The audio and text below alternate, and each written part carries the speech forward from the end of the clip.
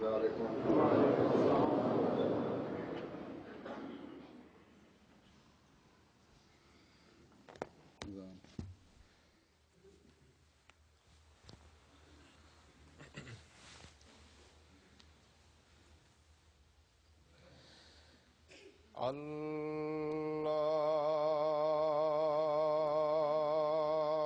أكبر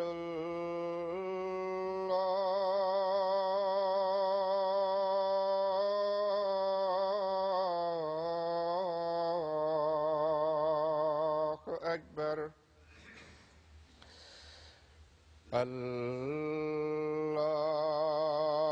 الله أكبر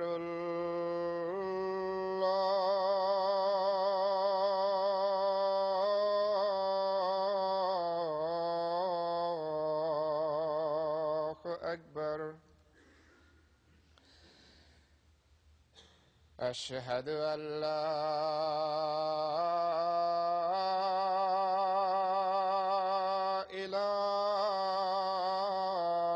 إله إلا الله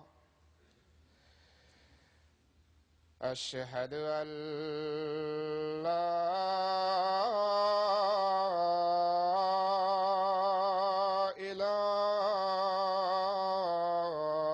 إله إلا الله أشهد أن محمدا رسول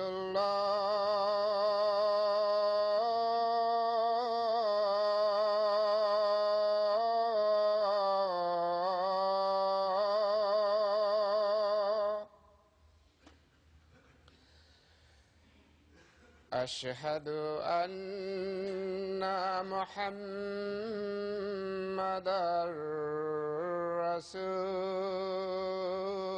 رسول الله حي على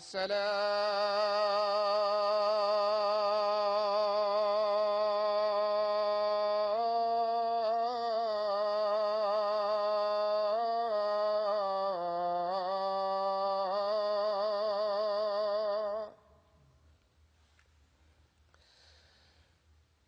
حي على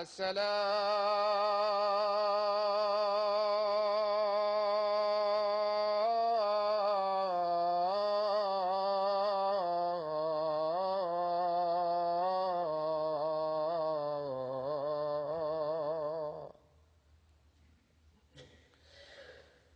حي على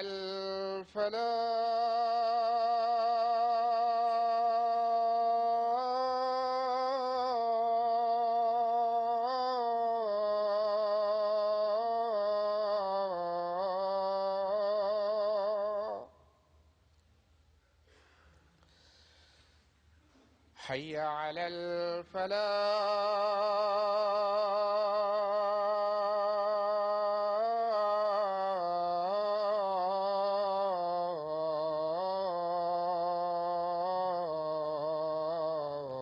الفلاح الله أكبر الله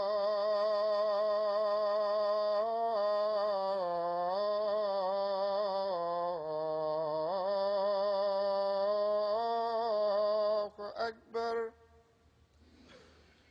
لا إله إلا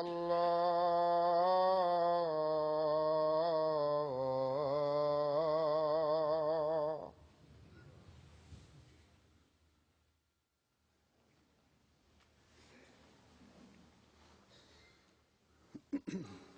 السلام عليكم ورحمة الله.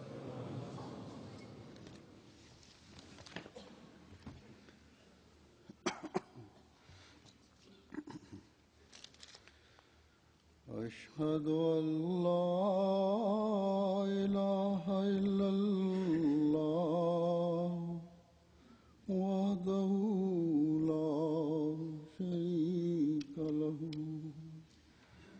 وأشهد أن محمدا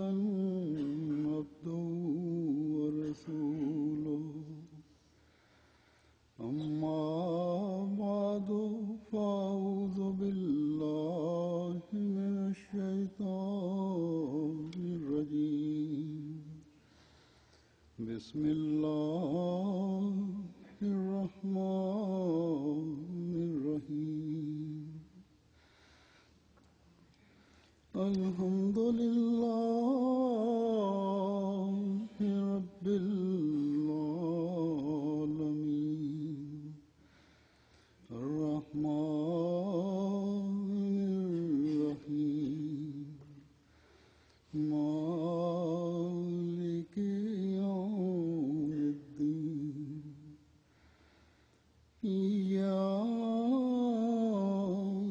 نعبد وإياك نستعين اهدنا الصراط المستقيم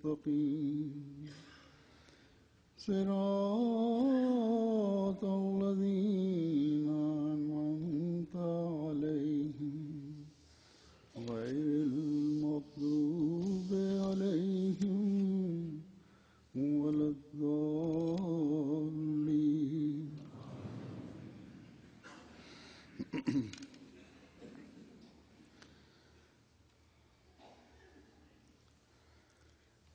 انشاءاللہ تعالی اگلے جمعہ سے جماعت احمدیہ برطانیہ کا جلسہ سالانہ شروع ہو رہا ہے۔ سب سے پہلی بات تو اس حوالے سے میں آج یہ کہنی چاہوں گا کہ جلسے کے کامیاب انعقاد اور ہر لحاظ سے بابرکت ہونے کے لیے جماعت کے افراد عموماً اور جماعت برطانیہ کے افراد خصوصاً بہت زیادہ دعاؤں اور صدقات پر زور دیں۔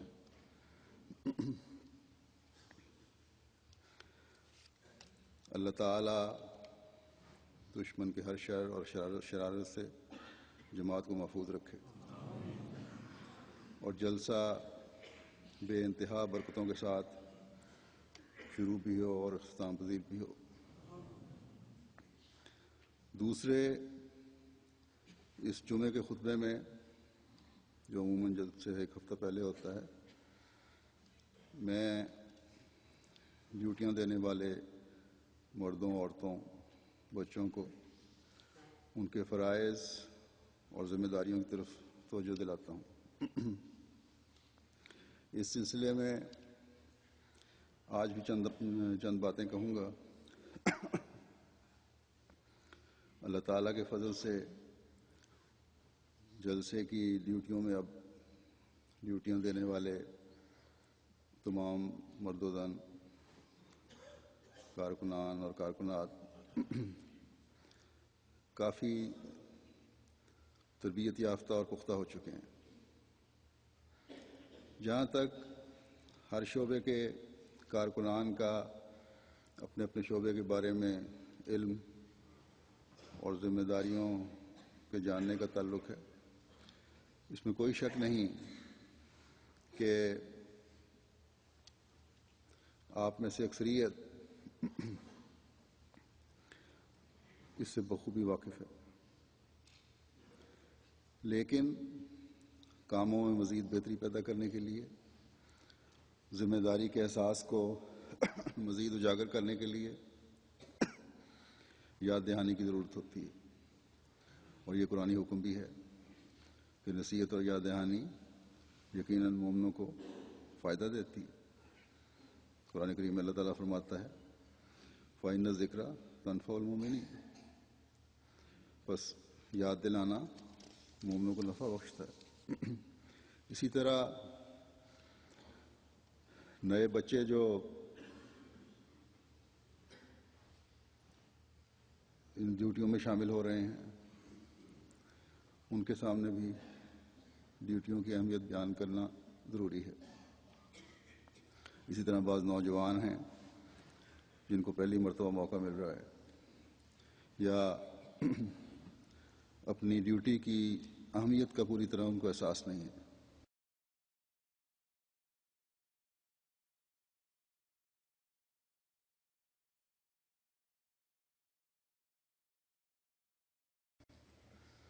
یہ ڈیوٹی جو جلسے کے کاموں کی بجاوری کے لیے لگائی جاتی ہے کوئی معمولی ڈیوٹی نہیں ہے۔ جلسے کے مہمانوں کی خدمت کے لیے بڑے اور بچے اپنے آپ کو پیش کرتے ہیں، اور جلسے کے مہمان وہ مہمان ہیں جو حضرت مسیح موعود علیہ الصلوۃ والسلام کی آواز پر لبیک کہتے ہوئے اپنی روحانی سیری کے لیے جلسے میں شامل ہوتے ہیں۔ شاید کچھ لوگ غیر سنجیدہ بھی ہوں اور وقت گزارنے کے لیے آتے ہوں، لیکن اس بات کو ہم عموم پر محمول کر کے اپنی ذمہ داریوں سے قریب ذمہ نہیں ہو سکتے۔ ان آنے والے مہمانوں کی بھی مختلف قسمیں ہیں۔ ایک تو وہ مہمان ہیں جو UK کے رہنے والے ہیں اور جلسے کے دنوں میں اپنے ٹینٹوں میں، خیموں میں یا جماعتی انتظام کے تحت رہائش رکھتے ہیں، اور 3 دنوں میں جلسے کے تمام شعبہ جات سے ان کا واسطہ پڑتا رہتا ہے، یا اکثر شعبہ جات سے واسطہ پڑتا ہے۔ اس لیے ہر شعبے کے کارکن کو اپنے اخلاق کا اعلیٰ نمونہ ان سے دکھانا ہے۔ یہ نہیں کہ یہ UK کے رہنے والے ہیں یا کسی کے ساتھ کسی ڈیوٹی والے کارکن کی پہلے سے کوئی ناراضگی یا بدمزگی ہے تو اس کی مہمان نوازی کا حق ادا نہ کیا جائے۔ اگر اس طرح کی حالت کسی میں پیدا ہوتی ہے تو وہ اپنی ڈیوٹی سے خیانت کر رہا ہوگا۔ تو پہلی بات تو یہ کہ اپنی تمام تر رنجشوں کو بھول کر اپنے فرائض کی ادائیگی کرنا سب سے مقدم سمجھے۔ اگر پھر بھی کسی کارکن کو کسی خاص شخص کے بارے میں دل میں کوئی انقباض ہے جس کی وجہ سے وہ سمجھتا ہے کہ اس کی مہمان نوازی کا حق ادا نہیں کر سکتا، تو پھر اپنے ساتھ والے کارکن سے کہہ کر اس مہمان کی ضروریات کا خیال رکھوائیں۔ پھر دوسری قسم UK کے رہنے والے مہمانوں کی ہی ہے جو روزانہ جلسہ سننے کے لیے آتے ہیں اور 1 یا 2 دفعہ ان کا کھانا بھی جلسے میں کھاتے ہیں، اسی نظام کے تحت، نظامت مہمان نوازی کے تحت حدیقۃ المہدی میں یا اسلام آباد میں کھانا کھا رہے ہوتے ہیں۔ ان کا خیال رکھنا اور انہیں کھانا مہیا کرنا اس شعبے کی ذمہ داری ہے۔ گزشتہ سالوں میں شکایات آتی رہی ہیں بعض جگہوں سے، نہ صرف یہ کہ کھانا نہیں مہیا کیا گیا بلکہ کارکن کا رویہ بھی اچھا نہیں تھا۔ گو اس میں بات تحقیق یہی ظاہر ہوا کہ کارکن کی اتنی غلطی نہیں تھی، کیونکہ ان جگہوں پر جہاں وہ مطالبہ کیا جا رہا تھا کھانے کا انتظام ہی نہیں تھا۔ لیکن بہرحال اگر کسی وجہ سے انتظام نہیں ہے تو بڑے آرام سے، پیار سے مہمان کو سمجھا دیں۔ اسی طرح پارکنگ والے اور ٹریفک کنٹرول والے ہیں اور سیکیورٹی والے کارکنان ہیں، ان کو بھی اعلیٰ اخلاق کا مظاہرہ مہمانوں سے بات چیت کرتے وقت کرنا ہوگا۔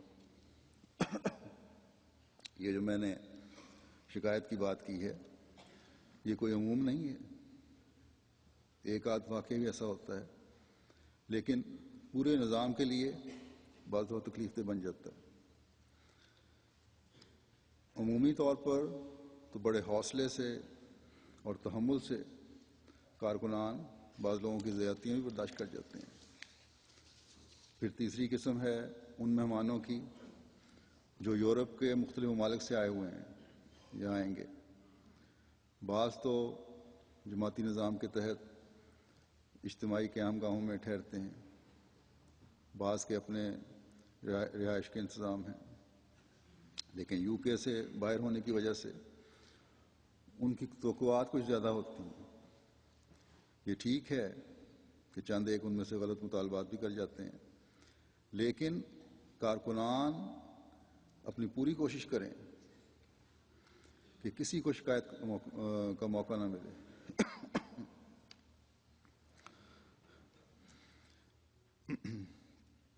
پھر ایک قسم ان مہمانوں کی ہے جو پاکستان، ہندوستان اور افریقہ وغیرہ کے ممالک سے آئے ہیں. افریقن ممالک کے احمدی مہمانوں اور اسی طرح بعض امریکہ کے مہمانوں کو بھی تبشیر کا شعبہ مہمان نوازی کافی حد تک سنبھال لیتا ہے، لیکن پھر بھی عام شعبہ جات سے ان کا واسطہ پڑتا رہتا ہے. اس لیے ان کے احساسات کا بھی مکمل خیال رکھنے کی ضرورت ہوتی ہے. جہاں تک پاکستان اور ہندوستان، بنگلہ دیش وغیرہ کے مہمان ہیں، یہ لوگ اپنی غربت کے باوجود خلافت سے دوری کی پیاس بجھانے کے لیے آتے ہیں، اور پاکستان کے احمدی تو خاص طور پر آج کل مظلومیت کی انتہا کو پہنچے ہوئے ہیں. تو اس قسم کے مہمانوں کے ساتھ بھی بہت زیادہ حسن سلوک کی ضرورت ہے. بعض ان میں سے ایسے بھی ہیں جن کو زبان کا بھی مسئلہ ہوتا ہے، اس لیے جہاں بھی ان کی مدد کی ضرورت ہو، کارکنات اور کارکنان جو ہیں ان کی خدمت پر کمر بستہ رہیں. اگر کسی کارکن میں کارکن سے اگر کوئی بھی مہمان ہو، وہ درخواست کریں کسی بات کی، اور وہ شخص جس سے مدد کی درخواست کی جا رہی ہے اس کا شعبہ نہیں بھی ہے وہ، تب بھی مہمان کو روکھا جواب دینے کے بجائے ان کی رہنمائی کر دیں. عموماً تو پاکستانی احمدیوں کو کوئی نہ کوئی عزیز یہاں ہیں جو ان کی مدد کرتے ہیں، لیکن جن کے نہیں ہیں وہ بعض اوقات پریشان ہو جاتے ہیں. گو کہ گزشتہ 2-3 سال سے اللہ تعالیٰ کے فضل سے یہ لوگ جو جلسے کے دنوں کے علاوہ بھی یہاں رہتے ہیں، کیونکہ دور سے آئے ہوتے ہیں، اس لیے 3 دن کے علاوہ بھی مہمان نوازی چل رہی ہوتی ہے ان کی رہائش اور مہمان نوازی کا اچھا انتظام ہوتا ہے. لیکن جیسا کہ میں نے کہا، یاد دہانی بھی ضروری ہے، اور اسی ضمن میں ان لوگوں کو بھی توجہ دلانا چاہتا ہوں جن کے عزیز پاکستان سے ان کے یہاں مہمان آئے ہوئے ہیں، کہ یہ صرف جلسے کے انتظام ہی کا کام نہیں ہے کہ مہمانوں کو سنبھال لیں، بلکہ آپ لوگوں کا بھی کام ہے کہ اپنے عزیزوں کی مہمان نوازی کا حق ادا کریں. پھر ایک قسم ان غیر از جماعت، غیر مسلم اور مسلمان مہمانوں کی ہے جو جماعتی انضمام کے تحت آتے ہیں. جہاں تک ان مہمانوں کی مہمان نوازی کا تعلق ہے، ایک خاص انضمام کے تحت یہ مہمان نوازی ہوتی ہے، لیکن یہ لوگ عمومی طور پر ہمارے کارکنوں کو کام کرتے ہوئے بھی بڑے غور سے دیکھتے ہیں، ان کے رویوں کو بھی نوٹ کر رہے ہوتے ہیں، ان کے کام کے طریق اور اخلاق کو نوٹ کر رہے ہوتے ہیں. عموماً ہر سال یہ لوگ کارکنوں اور کارکنات کے اخلاق کو دیکھ کر بہت متاثر ہو جاتے ہیں. اب تو جرمنی میں بھی غیر ملکی مہمانوں کی کافی تعداد آنے لگ گئی ہے، اور وہ بھی کارکنوں کے اخلاق سے متاثر ہوتے ہیں. اور اس سال بھی مجھے اکثر مہمانوں نے جو غیر تھے اس بات کا اظہار کیا وہاں. بہرحال یہ تو جماعت احمدیہ کے کارکنان کا ہر جگہ مزاج بن چکا ہے کہ اعلیٰ اخلاق دکھانے ہیں. اگر کسی مہمان کا نہ بھی کسی سے براہ راست واسطہ ہو، تب بھی ان کے، جیسا کہ میں نے کہا، ان کے کام کے طریق، محنت، شوق اور اخلاق مہمانوں کو متاثر کرتے ہیں.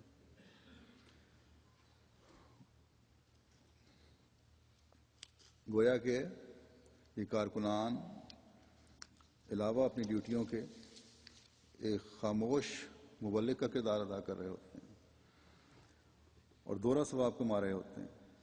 ایک حضرت مسیح موعود علیہ الصلوۃ والسلام کے مہمانوں کی خدمت کر کے، اور دوسرے غیروں پر احمدیت اور حقیقی اسلام کی تصویر پیش کر کے، جس سے کئی نیک فطرت جو ہیں وہ حق کو شناخت کر لیتے ہیں اور اپنی دنیا و آخرت سنوارتے ہیں. بس یہ جلسے کی ڈیوٹیاں ہر کارکن اور کارکنوں کے لیے اللہ تعالیٰ کی خوشنودی حاصل کرنے کا ذریعہ ہیں. اللہ تعالیٰ سب کو آسن رنگ میں اچھے فرائض اپنے فرائض آسن رنگ میں بجا لانے کی توفیق عطا فرمائے.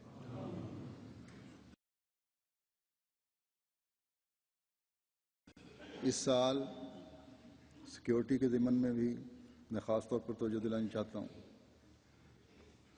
گزشتہ سال سے خاص طور پر اس شعبے میں بہت بہتری پیدا ہوئی ہے اور وسعت پیدا ہوئی ہے، لیکن اس سال خاص طور پر اس میں معمولی سے سکم اور کمی کو بھی نظر انداز نہیں کرنا چاہیے، اور جو بھی انتظام ہے ان کو اپنے باریکی میں جا کر اس کا خیال رکھنا چاہیے. جماعت کی طرف سے جو کارڈ ایشو ہوئے ہیں ان کی مکمل تسلی کرنی چاہیے. ہر ایک کو، چاہے وہ واقف ہی ہو، جو بھی طریقہ کار ہے اسکین وغیرہ کرنے کا، چیک کرنے کا، اس پر پورا عمل ہونا چاہیے. کسی کی چند لمحوں کی معمولی ناراضگی برداشت کر لیں، لیکن فرائض میں کوتاہی نہیں ہونی چاہیے. اس سال اس تعلق میں پھر میں جرمنی کی مثال دے رہا ہوں. جرمنی کے جلسے چلانے پر بہت اچھا انتظام تھا اور کافی تعداد میں گیٹ ہونے کی وجہ سے کوئی دقت ہی پیش نہیں آئی. ہر ایک کارڈ کی معلومات جب اسکین ہوتا تھا تو ماں تصویر اور اس کے ذیلی تنظیم سے تعلق، عمر وغیرہ، وہ سب سامنے آ جاتا تھا. بہرحال اس سال مجموعی طور پر جلسہ جرمنی کے اعلیٰ انتظامات کے علاوہ ان کا سیکیورٹی کا انتظام اور چیکنگ کا انتظام بھی بہت قابل تعریف تھا. اللہ تعالیٰ ان تمام احمدی نوجوانوں کو جزا دے اور ان کے ذہنوں کو مزید جلا بخشے جنہوں نے بڑی محنت سے یہ سسٹم ترتیب دیا تھا. عموماً میں جرمنی کے جلسے کے بعد ان کے کارکنان کی خدمات اور خوبیوں کا ذکر کر دیا کرتا ہوں. اس سال کیونکہ موقع نہیں پیدا ہو سکا تو آج میں نے سوچا مختصر ذکر کر دوں. بہرحال جلسے کے دنوں میں گیٹس پر چیکنگ اور سیکیورٹی کے نظام کے شعبے کو یہاں بھی، کیونکہ جلسہ گاہ میں بھی اور جگہوں پر بھی، قیام گاہوں میں بھی بہت زیادہ ہوشیار ہو کر کام کرنے کی ضرورت ہے. اور ہر جگہ صرف نو عمر لڑکے ہی مقرر نہ کر دیے جائیں، بلکہ ان کے ساتھ ان کے پختہ ذہن کے جو افسران ہیں یا نائبین ہیں وہ بھی ہونے چاہیے. لیکن سب سے بڑھ کر یہ بات یاد رکھیں، جیسا کہ میں نے شروع میں کہہ دیا ہے، کہ ہمارا اصل انحصار خدا تعالیٰ کی ذات پر ہے. اس لیے کوئی بھی لمحہ دعاؤں سے خالی نہ جانے دیں. ڈیوٹی کے دوران بھی دعائیں کرتے رہیں. سیکیورٹی کے ضمن میں یہ بات بھی یاد رکھیں کہ جو عارضی قیام گاہیں ہیں جو اجتماعی طور پر مارکیوں میں بنائی جاتی ہیں، حدیقۃ المہدی میں یا اسلام آباد میں، یا مستقل سے مراد ہے جو مسجد بیت الفتوح میں یا اور جگہ ہیں یا کہیں بھی، اسی طرح انفرادی خیموں کی قیام گاہیں ہیں جو لوگ خود بھی لگاتے ہیں، خاص طور پر حدیقۃ المہدی اور اسلام آباد میں. ان میں بعض دفعہ چوری کے اکا دکا واقعات ہو جاتے ہیں. اس لیے حفاظت کے انتظام کو خاص طور پر نظر رکھنے کی ضرورت ہے. اس انتظام پر نظر رکھنے کی ضرورت ہے. اگر کوئی چوری کے لیے اندر آ سکتا ہے تو اور نقصان ہی پہنچا سکتا ہے. اس کو ہمیشہ یاد رکھیں. اس لیے قطع نظر اس کے کہ کوئی لوگوں کو آپ نے کہہ دیا اور اپنے قیمتی سامان ساتھ لے جاؤ اور لوگ لے جاتے ہیں، لیکن پھر بھی آپ نے حفاظت اور پہرے کے کام کو پوری طرح اور ذمہ داری سے اسی طرح بجا لانا ہے اور گہری نظر رکھتے ہوئے یہ کام کرنا ہے. کسی بھی قسم کی سستی یا لاپرواہی سے کام نہیں لینا. صرف چوری ہی نہیں بلکہ اور وجوہات کی وجہ سے بھی توجہ اور ویجیلنس کی ضرورت ہے. اور پھر سیکیورٹی والوں کو ہمیشہ پورا اعتماد رہنے کی بھی ضرورت ہوتی ہے. کبھی کسی صورت میں بھی پینک ہونے کی ضرورت نہیں. اسی طرح دوسری ڈیوٹی والے ہیں. بعض دفعہ کھانے کے اوقات میں کھانے کی کمی اور مہمانوں کا رش ہو جاتا ہے. اللہ تعالیٰ کے فضل سے عموماً ایسا نہیں ہوتا، لیکن کیونکہ کھانا اور جگہ پک رہا ہوتا ہے اور کھلایا جلسے کے دنوں میں اور جگہ جاتا ہے، اس لیے اگر دیر ہو جائے تو تحمل سے مہمانوں کی تسلی کروایا کریں. اسی طرح ٹرانسپورٹ ہے. جلسے پر آنے اور جانے کے اوقات میں بسوں اور ٹرینوں پر رش ہو جاتا ہے.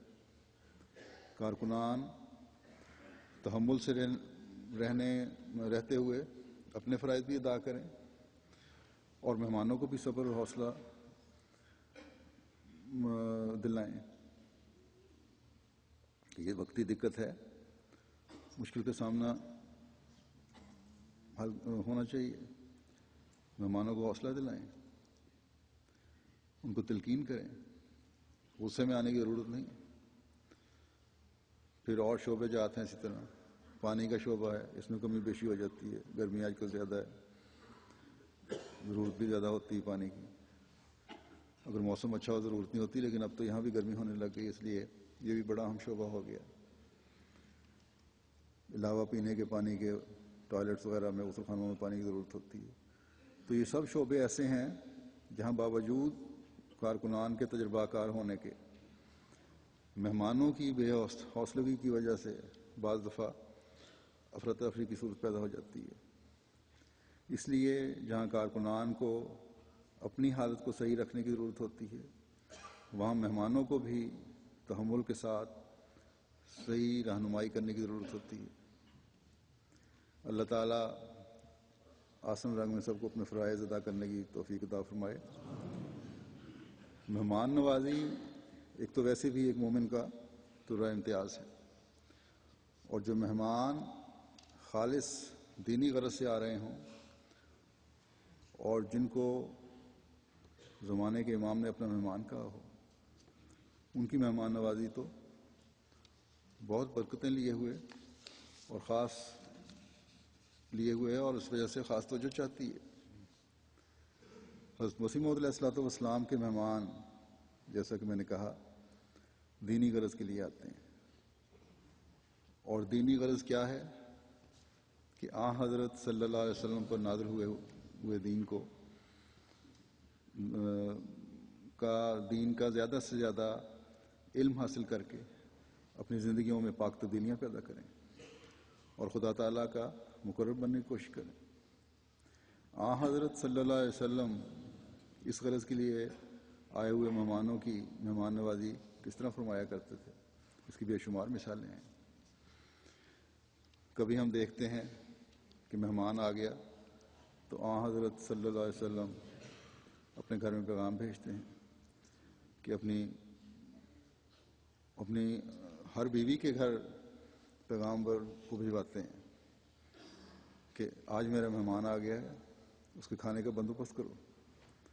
لیکن ہر بیوی کے گھر سے جواب ملتا ہے کہ آج تو ہمارا پانی پر گزارا ہے، صرف کھانے کی کوئی چیز نہیں. اب دیکھیں یہاں آپ کی بیویوں کے بھی صبر اور شکر کے انتہائی مقام کو پتہ چلتا ہے.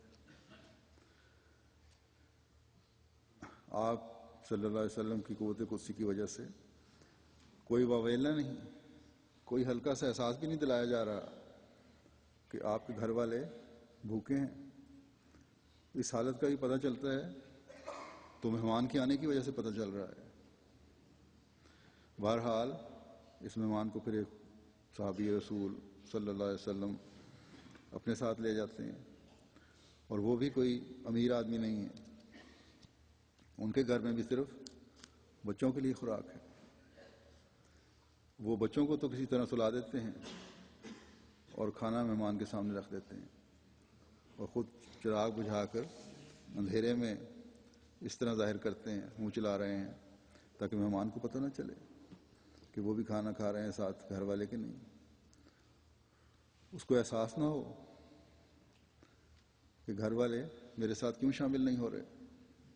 اور پھر اللہ تعالیٰ کے پیار کی نظر بھی دیکھیں اپنے بندوں کے لیے، اب بندوں کے اس فعل پر کس طرح پڑتی ہے کہ اس کی خبر اللہ تعالیٰ اپنے پیارے رسول صلی اللہ علیہ وسلم کو دیتا ہے کہ اس مومن مرد اور مومن عورت کے عمل نے رات مجھے ہنسا دیا، اور جس مومن کے فعل سے اللہ تعالیٰ خوش ہو جائے اس کو تو دونوں جہان کی رحمتیں مل گئیں، اس کے لیے ایک وقت کھانے کی قربانی کی کیا حیثیت ہے۔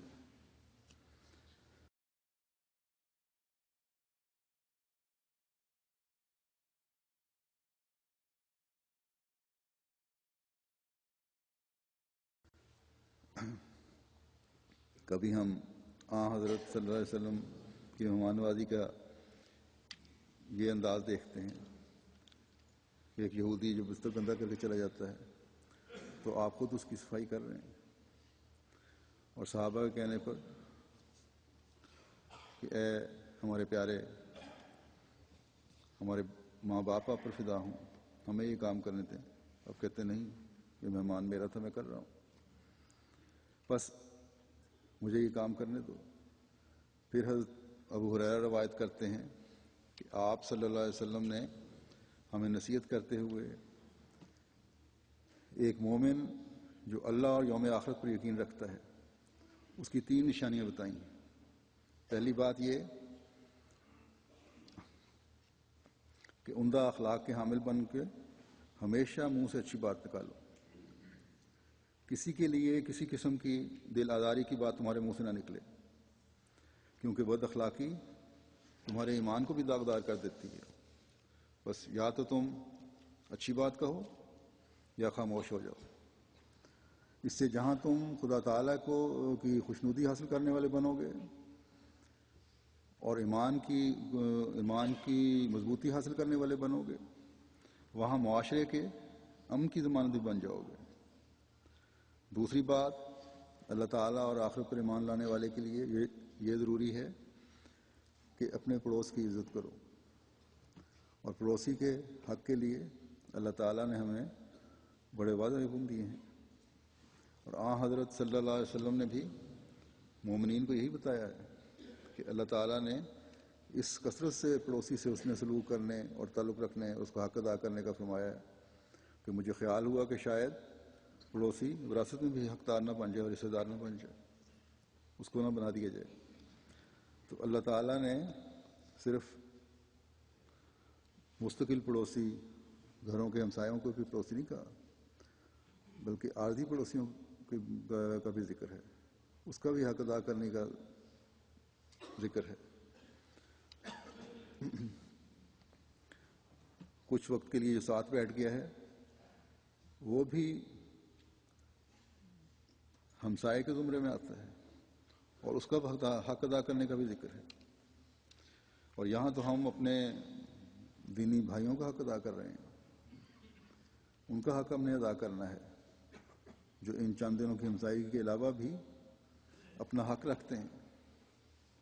پھر ایک مومن کی حضرت صلی اللہ علیہ وسلم نے تیسری نشانی یہ بتائی ہے کہ مہمان کا احترام کرتا ہے۔ بس مہمان نوازی بھی ایمان میں مضبوطی اور اس کے اظہار کے لیے ضروری ہے، اور اللہ تعالیٰ کے قرب کو پانے کا ذریعہ ہے۔ جیسا کہ میں نے بتایا کہ اللہ تعالیٰ نے اس مومنہ اور مومن کے عمل سے عمل کو کس قدر خوشی سے دیکھا تھا، کتنا خوشی کا اظہار کیا تھا کہ آن حضرت صلی اللہ علیہ وسلم کو بھی اس خوشی میں شامل فرمایا۔ اپنی بھوک تو ایک طرف رہی، بچوں کی بھوک کو بھی مہمان کی مہمان نوازی پر ترجیح دی انہوں نے۔ یہ نہیں کہ یہ کہا گیا کہ تم بچوں کے لیے کچھ رکھ لیتے، بلکہ اپنے آپ کو اور بچوں کو تکلیف میں ڈال کر مہمان نوازی کرنے پر اللہ تعالیٰ نے ایک سند عطا فرما دی خوشنودی کی، کہ یہی حقیقی مومن ہے جو اللہ تعالیٰ اور یوم آخرت پر یقین رکھتے ہیں۔ ہم نے تو یہاں صرف وقت اور جذبات کی تھوڑی سی قربانی دینی ہے ان مہمانوں کے لیے، جو بھی ہم تھوڑی بہت خدمت کرتے ہیں ان کی۔ یہی اصول آن حضرت صلی اللہ علیہ وسلم کے غلام صادق اور عاشق صادق نے آپ صلی اللہ علیہ وسلم کی محبت اور پیروی میں اپنایا تھا، کہ خدا تعالیٰ کی محبت کو سب سے بڑھ کر حاصل کرنے والے بنے ہیں، اللہ تعالیٰ کی محبت کو اس پیروی کی وجہ سے۔ اور حضرت مسیح موعود علیہ السلام کی مہمان نوازی کوئی عارضی اور وقتی اور چند لوگوں کی مہمان نوازی نہیں تھی، بلکہ کثرت سے اور مستقل مہمان نوازی تھی، اور آپ اس کا ہمیشہ حق ادا فرماتے تھے۔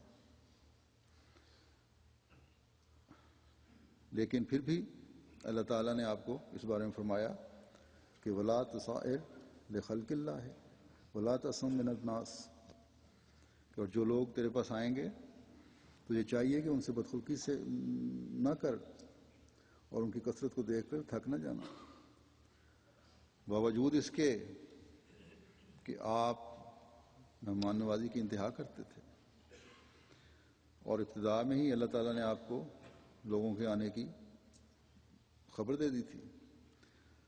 بار بار جو اس طرف اللہ تعالیٰ نے توجہ دلائی ہے آپ کو الہام کر کے، مختلف موقعوں پر اس کا ذکر ہے، وہ اس لیے بھی ہے کہ یہ کثرت تو اب بڑھتی جانی ہے، اس لیے آپ کے بعد خلافت کے نظام نے، خلیفہ وقت نے اور نظام جماعت نے بھی اس اصل کو سامنے رکھنا ہے، اس تعلیم کو سامنے رکھنا ہے، اور مہمان نوازی کے اس اہم کام کو بھولنا نہیں ہے۔ بس یہ اہم کام جو ہمارے ذمہ ہے، اور یہ اہم وصف ہے جو ہم میں سے خاص طور پر ہر اس شخص نے اپنانا ہے جس کو خدا تعالیٰ نے مہمانوں کی خدمت کی توفیق دی ہے، یا جو اپنے آپ کو مہمانوں کی خدمت کے لیے پیش کرتا ہے۔ حضرت مسیح موعود علیہ السلام کے مہمان نوازی کو صحابہ نے کس طرح دیکھا اور ہم تک پہنچایا، کس طرز پر آپ مہمان نوازی فرمایا کرتے تھے، آپ کی مہمان نوازی کی کیا طریق کیا تھے۔ حضرت شیخ یعقوب علی صاحب عرفانی نے ایک اپنی کتاب میں اس بارے میں کچھ لکھا ہے، جو کچھ باتیں انہوں نے نوٹ کی، محسوس کی اور ہم تک پہنچائیں، وہ اپنے الفاظ میں بیان کرتا ہوں۔ ایک تو یہ بتایا کہ آپ مہمانوں کے آنے پر بہت خوش ہوتے تھے، اور کارکنان لنگر خانہ کو ہدایت تھی کہ ان کے آرام کی ہر ممکن کوشش کی جائے، مہمانوں کی آمد سے کے آنے پر آپ کو اطلاع دی جائے۔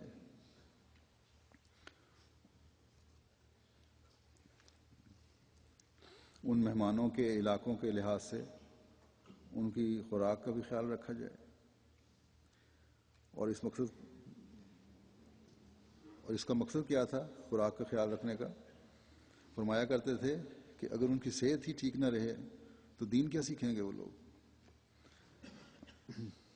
آپ مہمان کے لیے چاہتے تھے کہ اگر غیر مہمان ہے تو اس کو زیادہ دن روک کر احمدیت یعنی حقیقی اسلام کا پیغام پہنچایا جائے۔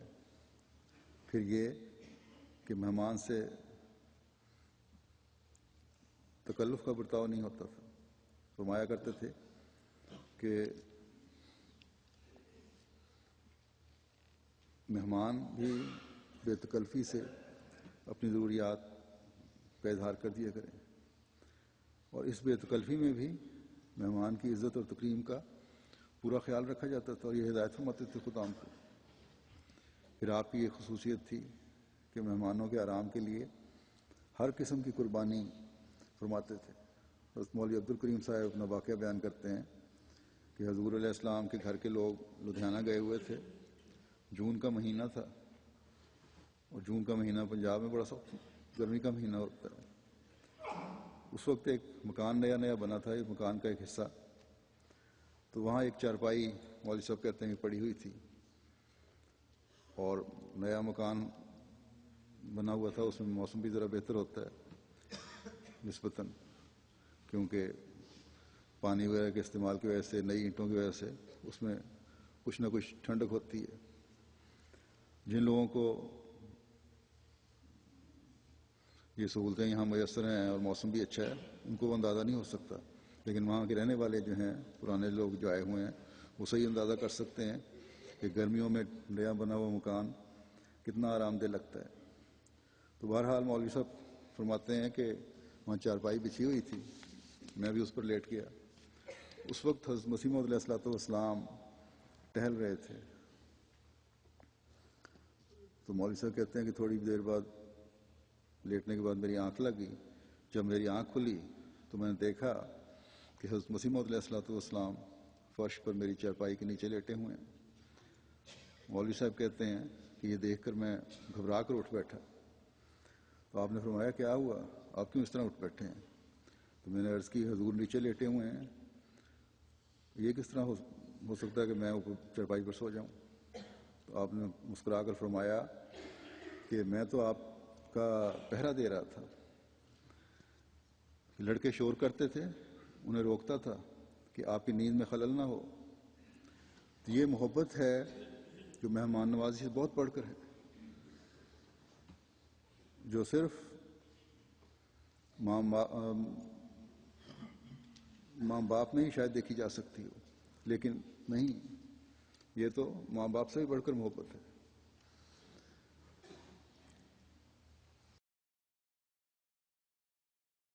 اور یہ تو اللہ تعالیٰ کے نبی کا ہی حصہ ہو سکتا ہے، لیکن ہم جو اس کام پر مامور کیے گئے ہیں، ہمیں یہ ذمہ داری لگائی گئی ہے کہ مہمانوں کی خدمت کرو، انہیں اس کا کچھ نہ کچھ حصہ تو بہرحال اپنانا چاہیے، لینا چاہیے، نمونہ دکھانا چاہیے۔ پھر آپ کی یہ خصوصیت تھی کہ مہمان کے مقام اور مرتبے کا خیال فرمایا کرتے تھے، لیکن عمومی مہمان نوازی ہر ایک کی ایک طرح ہی ہوتی تھی۔ یہاں بھی ہمارے غیر جماعت اور غیر مسلم مہمان آتے ہیں، بعض ملکوں کی حکومتوں کے نمائندے ہوتے ہیں، یا اپنی قوم کے لیڈر ہوتے ہیں جیسے افریقہ کے چیف وغیرہ، تو ان کی مہمان نوازی اور خیال رکھنے کی طرف خاص توجہ دینی چاہیے اور دی جاتی ہے، اور اس پر کوئی اعتراض کی بھی وجہ نہیں ہے، کیونکہ حضرت صلی اللہ علیہ وسلم کا بھی یہ ارشاد ہے کہ قوم کے سرداروں کو ان کا مقام، مناسب مقام اور مرتبے کے لحاظ سے ان کو اعزاز دو، لیکن اس میں اعتدال اس لحاظ سے ہونا چاہیے کہ جلسے کی انتظامیہ سے اس حوالے سے جو انتظامیہ اس حوالے سے جو کئی قسم کی کیٹیگریز بنا لیتی ہے بلا وجہ، اور اخراجات کو بڑھا لیا جاتا ہے، اس پہ کنٹرول ہونا چاہیے۔ بعض دفعہ بعض خاص مارکیز اور جگہوں پر کوئی بھی نہیں ہوتا اور کارکن ہی بیٹھے ہوتے ہیں وہاں، صرف یہی بعض دفعہ مجھے اطلاعیں ملتی ہیں۔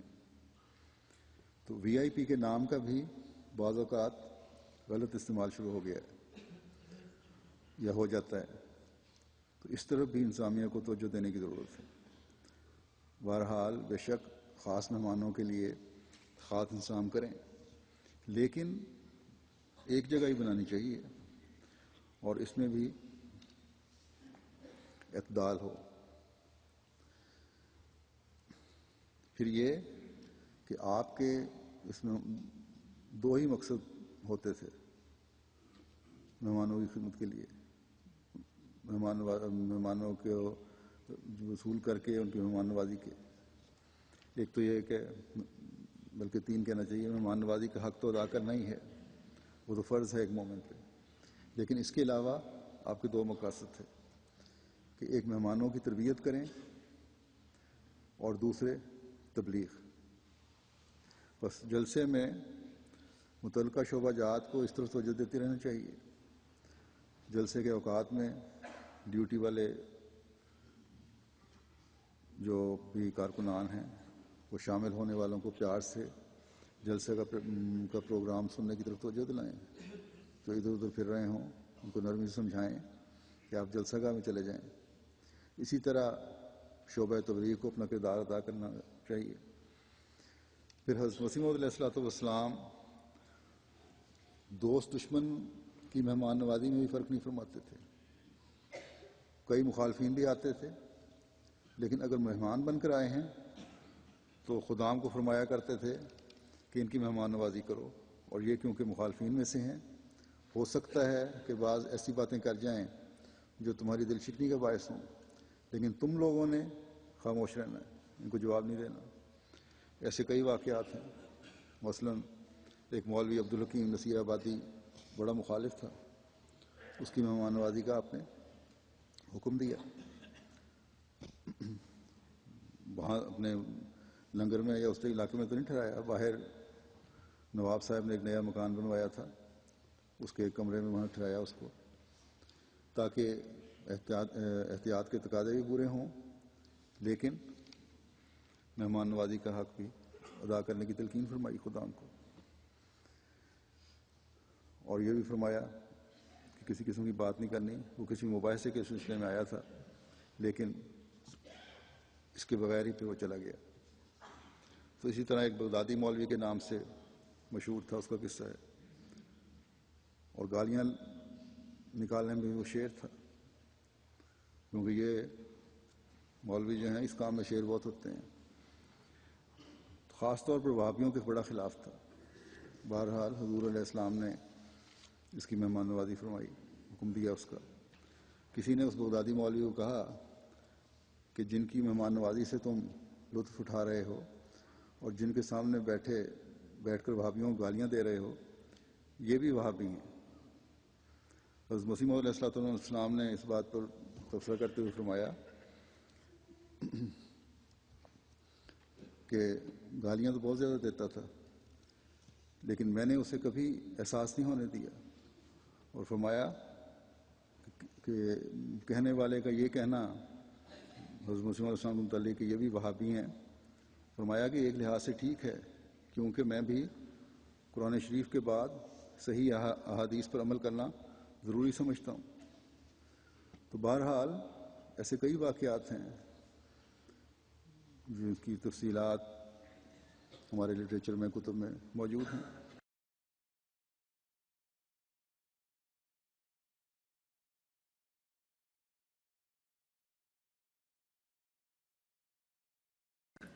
اللہ تعالی ہمیں توفیق دے کہ حضرت مسیح موعود علیہ السلام کے اس عمل کو جو آپ علیہ السلام نے اپنے آقا و مطاع حضرت محمد مصطفیٰ صلی اللہ علیہ وسلم کے اسوے کو دیکھ کر اپنایا، ہم بھی اپنا کر عمل کرنے والے بنے، مہمانوں کا حق ادا کرنے والے بھی ہوں.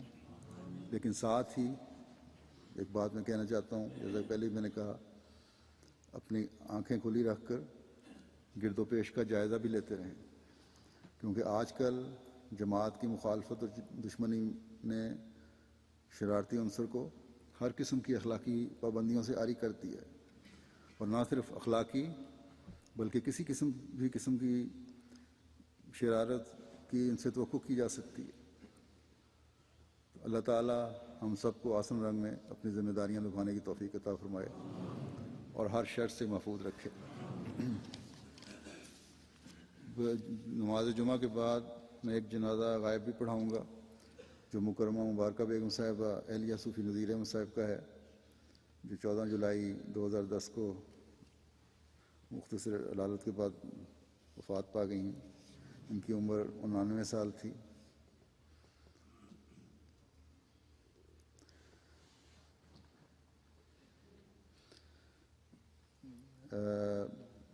جرمنی میں تھیں آج کل.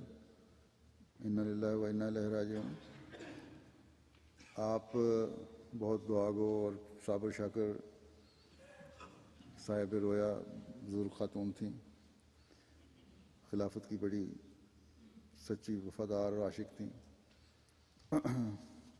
اپنی مرض الموت جو چند دن کی بیماری تھی اس میں بھی یہی پوچھتی رہتی تھیں کہ میرے متعلق ان کا کیا حال ہے. اپنی بیماری کی فکر نہیں تھی. ہر ایک کے لیے نفع رساں وجود تھیں. کسی کو دکھ نہیں دیا بلکہ دوسروں کے دکھوں کو اپنا لیا. طبیعت میں قربانی اور اثار کا بڑا مادہ تھا. ایک دفعہ ان کو دعا کے لیے کہہ دیا جائے تو ہمیشہ دعائیں کرتی رہتی تھیں. ہمیشہ ہر ایک کی معمولی نیکی کی بھی قدر کی. قناعت ان میں بہت زیادہ تھی.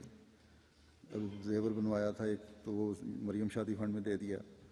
پھر ان کے پاس کچھ رقم جمع تھی وفات سے پہلے تو فرمایا کہ یہ بھی بلال فنڈ میں دے دینا. اور مرحومہ نے اپنے 2 بھائیوں کی بیویوں کے وفات پا جانے کے بعد اپنے محدود وسائل کے باوجود ان کی تعلیم و تربیت ان کے بچوں کی. ان کے پسماندگان میں 2 بیٹیاں اور 4 بیٹے ہیں. 2 بیٹے واقف زندگی ہیں. ایک تو مکرم ڈاکٹر جلال شمس صاحب ہیں جو ٹرکش ٹیسٹ کے انچارج ہیں آج کل, اور دوسرے منیر جاوید صاحب ہیں پرائیویٹ سیکرٹری. یہ 2 بیٹے واقف زندگی ہیں ان کے. اور دوسرے ایک بیٹی ان کی واقف زندگی مکرم حنیف محمود صاحب جو نائب نادر اصلاح و ارشاد ہیں روا میں, ان کی اہلیہ ہیں.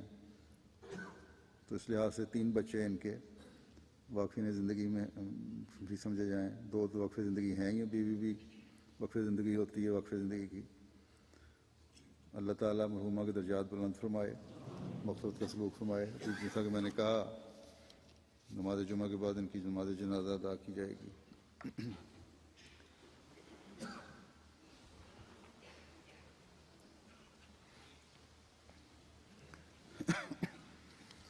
الحمد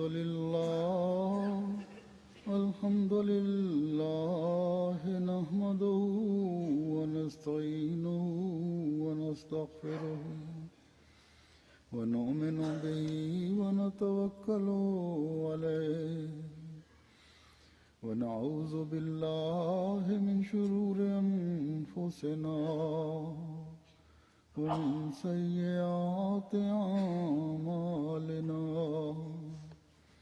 من يهده الله فلا مضل له ومن يضلله فلا هادي له.